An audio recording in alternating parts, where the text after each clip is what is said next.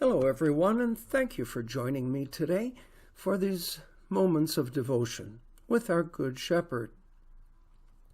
Now, this devotion that we're going to have today was actually written by Pastor Joel Seifert back in 2017, but its message is one that bears repeating every year, and I've adapted it a little bit to fit our moments.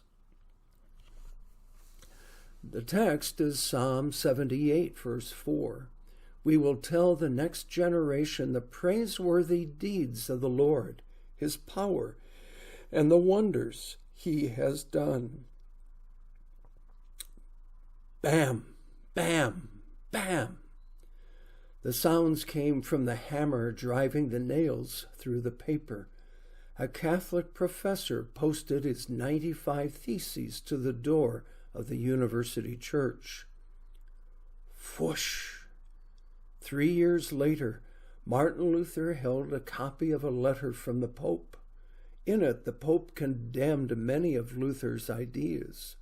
Knowing he was at risk of excommunication, Luther stood in front of a crowd and dropped the letter into a fire, watching the flames consume it. Here I stand, I can do no other, so help me, God. 6 months later, Luther refused to recant his teachings at the Diet of Worms. He would stand with God's word, no matter what it cost him. Those were the sounds of the Reformation. But open up your catechism and you'll find words written by Luther that call to mind some of the most dramatic and powerful Reformation sounds of all. Over each chief article of faith, Luther wrote this: as the head of the family should teach it in the simplest way to those in his household. Let Reformation truths sound loudly in our homes. They say that good character and values are caught more than taught. Our children are always watching us and learning from our examples. But faith is only taught, never caught.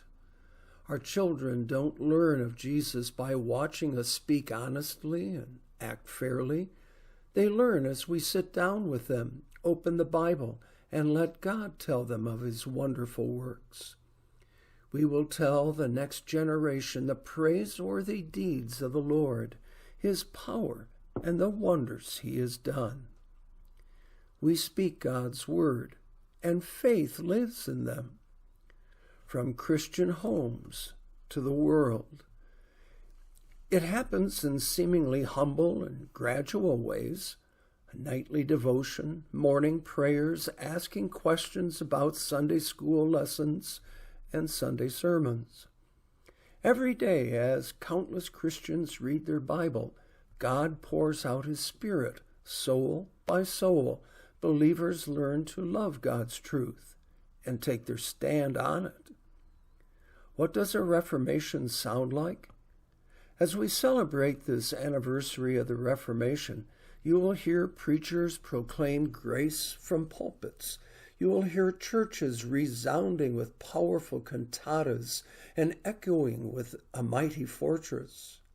You will go to Bible studies about holding on to God's word in truth and purity. Those are wonderful sounds. And, Lord willing, behind all of those sounds you will hear some of the most beautiful and influential sounds of the Reformation, as families gather to read and listen to the Bible, the Catechism, or devotions. Those are the sounds of the Reformation. And when they ring out, God's truth echoes again in the next generation.